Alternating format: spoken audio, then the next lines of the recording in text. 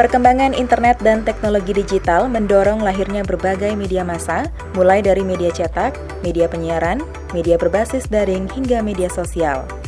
Kondisi ini juga mempengaruhi cara masyarakat mendapatkan informasi, pola mengkonsumsi informasi, dan jenis media yang dikonsumsi. Keragaman media dan informasi memberikan keleluasaan bagi khalayak untuk memilih informasi dan media mana yang ingin dikonsumsi. Hal ini pula menyebabkan agenda media tidak lagi selalu dibentuk oleh media itu sendiri, namun juga dipengaruhi oleh agenda publik. Oleh karena itu, media massa saling berkompetisi menyajikan informasi yang bisa menarik jumlah penonton dan pembaca sebanyak-banyaknya. Di tengah pandemi COVID-19, kesehatan tidak hanya menjadi fokus utama dalam menekan penyebaran virus. Hoax dan misinformasi yang semakin masif di media justru tak luput menjadi perhatian kita. Terdapat sejumlah informasi di media massa dan media sosial yang terkadang tidak disertai kebenaran data dan fakta. Bagi masyarakat yang memiliki kemampuan literasi media yang baik, mereka akan mampu memilih setiap informasi yang diterimanya. Sedangkan bagi masyarakat yang memiliki kemampuan literasi media yang rendah, cenderung menerima kebenaran informasi begitu saja. Jasa Clapper dalam teori proses selektif memandang khalayak bersifat selektif dalam menerima informasi berdasarkan sikap dan lingkungannya. Clapper mengasumsikan pesan media tidak cukup kuat mempengaruhi khalayak karena proses selektif membatasi efek langsung media massa pada khalayak.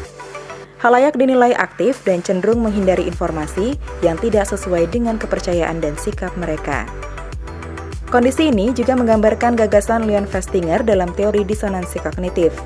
Festinger berasumsi individu menghindari ketidakpastian dengan memilih informasi yang cenderung memperkokoh keyakinannya, sembari menolak informasi yang bertentangan dengan kepercayaan yang diyakininya. Usaha inilah yang kemudian dinamakan proses selektif. Peneliti jaringan pegiat literasi digital, Dr. Nimadiras Amanda menilai, sikap selektif dalam memilih informasi dan media merupakan kompetensi yang sangat penting dimiliki oleh setiap orang.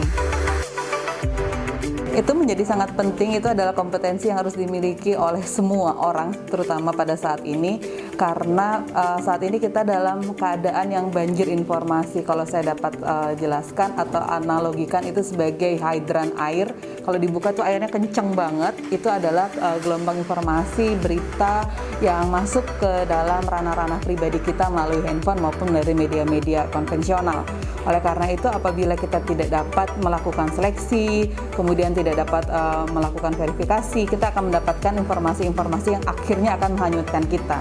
Jadi kompetensi untuk melakukan seleksi sumber maupun isu itu menjadi sangat penting.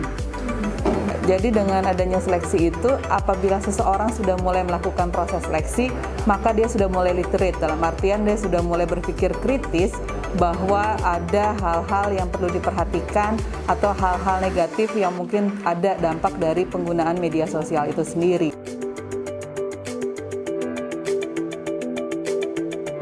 Ditemui di lapangan, sejumlah responden menyebutkan media apa yang paling sering menjadi rujukan sebagai sumber berita.